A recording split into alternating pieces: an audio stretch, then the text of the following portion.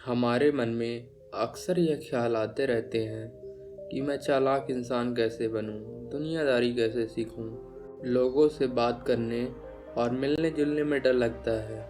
लोग मुझसे ज़्यादा समझदार हैं, वे मुझे बेवकूफ़ बना देते हैं। तो यह कहानी आपके अपने आत्मविश्वास को बूस्ट करने में आपकी बहुत मदद करने वाली है।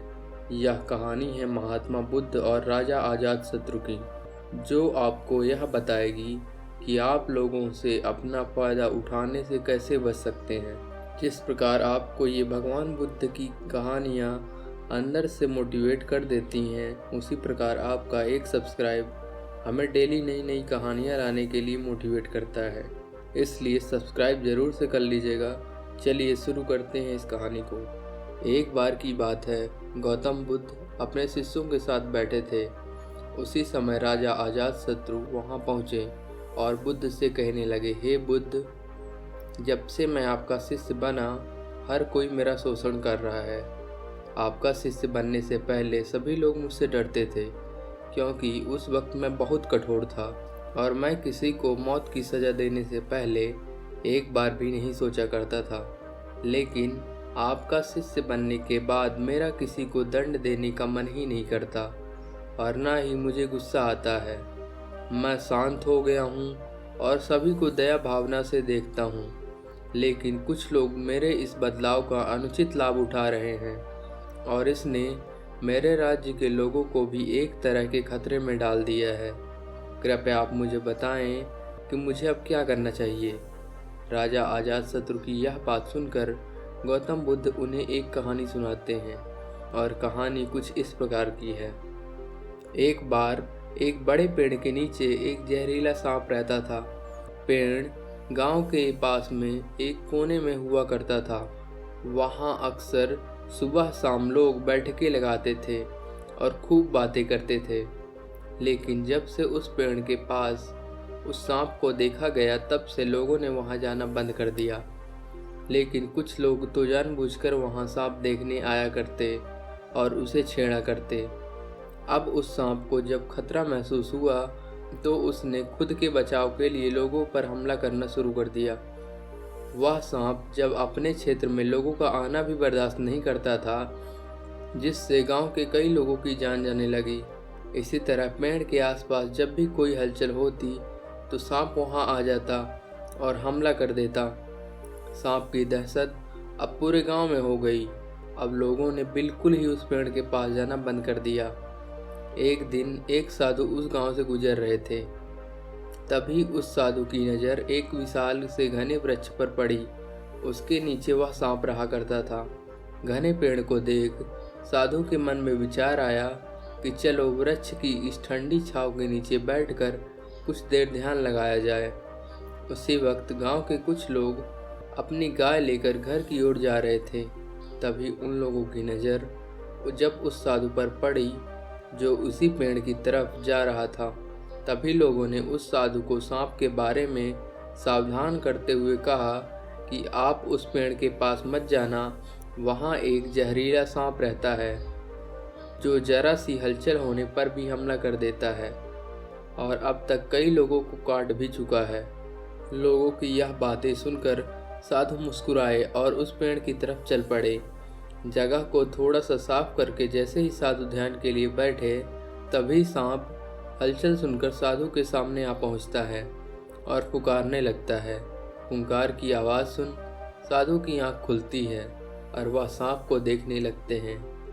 वह सांप की आंखों में देखते हुए एक मंत्र बोलते हैं और मुंह से फूंक मारते हैं। तभी चमत्कारी रूप से वो सांप साधु से बात करने लगा। अब दोनों एक दूसरे की भाषा को समझ सकते थे। सांप साधु से कहता है, हे मनुष्य, क्या तुम मुझसे नहीं डरते? क्या तुम नहीं जानते कि यह मेरा क्षेत्र है और यहाँ आने की किसी की हिम्मत तक नहीं है? साधु ने करुणा से कहा, मित्र, इसमें डरने की क्या बात है? मैं किसी चीज़ से नहीं डरता, क्योंकि जब मैं जीने में लोभ ही नहीं रखता, तो मृत्यु से क्या डर।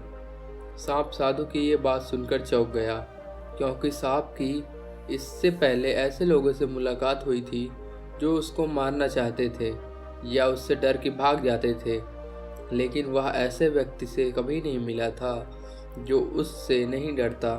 सांप साधु से इतना प्रभावित हुआ कि साधु के चरणों में पड़ गया और बोला, हे प्रभु, आप बिल्कुल सही कह रहे हैं। आज तक मैंने जो कुछ भी किया है अपनी जान बचाने के लिए किया है। अपने क्रोध के चलते न जाने कितने निर्दोषों की जान ले ली। इसके बाद साधु सांप को बहुत सी चीजें समझाकर वहां से चला जाता है। साधु की बात से प्रभावित होकर सांप ने निश्चित किया कि आज से वह किसी को नहीं काटेगा और अपने क्रोधी स्वभाव को त्याग देता है, दूसरों को काटना बंद कर देता है। लेकिन इसका नतीजा उल्टा निकलता है। जब लोगों ने देखा कि सांप ने लोगों को काटना बंद कर दिया है तो लोग उसका फायदा उठाने लगे। जो उससे दूर भागते थे वो उनके पास आने लगे और सांप को परेशान करने लगे। बच्चे उस पर पत्थर फेंक कर मारने लगे, जिससे सांप आए दिन हमेशा परेशान और घायल रहता था। वह बहुत दुखी था क्योंकि वह अपने जीवन का सबसे कठिन समय बिता रहा था। एक बार वह साधु फिर से उस गांव में आए। वह उसी पेड़ के नीचे बैठ गए। तभी साधु की नज़र उस दयनीय हालत में पड़े उस सांप पर पड़ी। तो साधु ने उस सांप से पूछा कि मित्र, तुम्हारी ये हालत कैसे हो गई? तुम इतने घायल और दयनीय स्थिति में कैसे आ गए? सांप ने कहा, जब से आपने मुझे हिंसक स्वभाव को छोड़ने के लिए कहा तब से मैंने निश्चय किया कि अब मैं किसी पर हमला नहीं करूँगा। मैंने क्रोध करना छोड़ दिया और शांति को अपना लिया, जिसका नतीजा ये हुआ कि लोग मुझे परेशान करने लगे, दुर्व्यवहार करने लगे। कोई पत्थर से मारता है तो कोई डंडे से पीट कर चला जाता है। सांप की यह बात सुन साधु ने कहा, मित्र, मैंने तुमसे कहा था कि बेवजह दूसरों को मत काटो, लेकिन मैंने तुम्हें तुम्हारी आत्मरक्षा के लिए हमला करने से नहीं रोका था। कहानी सुनाने के बाद बुद्ध ने राजा से कहा, हे राजन, तुमने भी मेरी बात गलत तरीके से अपनाया। मैंने आपसे अपने कर्तव्य को छोड़ने के लिए कहा था, किंतु आप अपने कर्तव्य से भी विमुख हो गए। आप एक राजा हैं, अतः पूर्ण रूप से साधु की तरह व्यवहार करना आपको खतरे में डाल सकता है। तुम्हें सिर्फ अंदर से साधु की तरह रहना था और बाहर से राजा की तरह, ताकि जरूरत पड़ने पर खुद की प्रजा की और राज्य की रक्षा कर सको। दोस्तों, बिल्कुल ऐसे ही जंगल में भी होता है।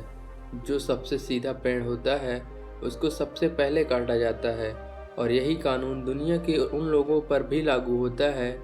अच्छे भोले लोगों का खूब फायदा उठाया जाता है। अच्छे लोगों को जिंदगी में अनेकों दुख का सामना करना पड़ता है, इसलिए कभी किसी को अपना फायदा मत उठाने दो। लोगों को उनकी मर्यादा में रहने के लिए खुद को परिस्थिति के अनुसार बदलना सीख जाइए, अन्यथा आपका हल भी उसी राजा व सांप की तरह हो जाएगा।